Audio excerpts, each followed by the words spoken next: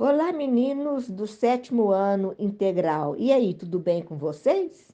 Espero que sim, espero que estejam naquele cantinho tranquilo da casa de vocês, fazendo as atividades do PET, as atividades complementares, enfim, que todos estejam focados nas responsabilidades com os estudos. Não podemos esquecer que as atividades do PET mais as atividades complementares valem 15 pontos.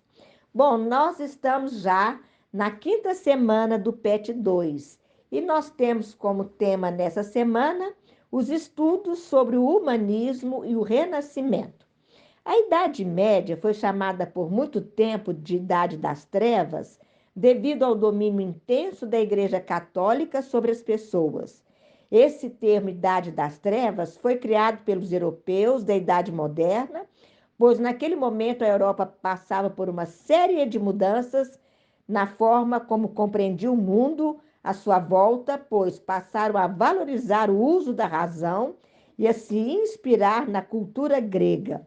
Os gregos valorizavam o ser humano e o pensamento racional, mas durante a Idade Média, a influência da Igreja colocou a religiosidade em primeiro lugar e o pensamento da época passou a ser o teocentrismo, que coloca Deus no centro das coisas.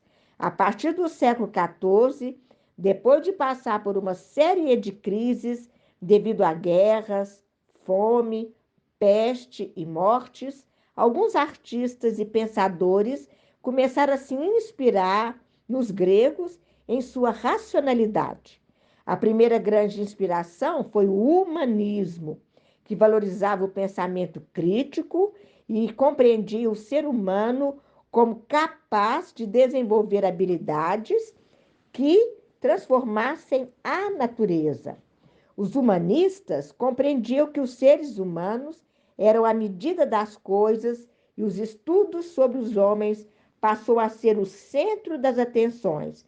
E esse novo pensamento é chamado de antropocentrismo, né?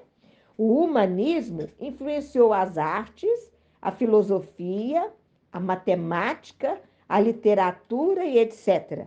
Como eles revindiam a cultura grega, esse período ficou então conhecido como Renascimento. Os artistas renascentistas desenvolveram várias técnicas importantes que influenciaram até mesmo as artes atuais. Uma das técnicas é a perspectiva nas pinturas, que dá a impressão de profundidade e se aproxima do realismo. Outra técnica é a proporção, que é manter a diferença de tamanho entre as imagens. As imagens representadas são da mitologia grega ou religiosas. Um exemplo de todas essas características é o desenho do homem vitruviano, que está na página 110 do PET 2. O homem vitruviano foi feito por Leonardo da Vinci, que representa um homem de braços e pernas abertas dentro de um círculo e um quadrado, representando que o homem é a medida de todas as coisas. A principal característica do Renascimento é o racionalismo, ou seja, utilizar a razão para questionar todas as coisas, principalmente os dogmas da Igreja Católica, pois os renascentistas não aceitavam a posição religiosa sobre o funcionamento do mundo. A postura crítica é o princípio básico do pensamento científico, pois para se fazer ciência é preciso que se questione o mundo observável e crie hipóteses que devem ser comprovadas por meio de experimentos.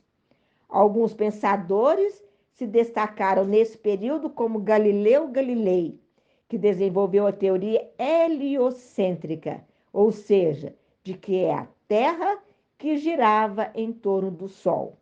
Outro pensador da época foi Erasmo de Roterdã, que discutia sobre o livre-arbítrio. Bem, meus alunos, chegamos ao fim da quinta semana. Espero que vocês tenham compreendido a minha explicação. Agora, Vamos fazer as atividades propostas pelo PET e eu desejo a vocês todos bons estudos.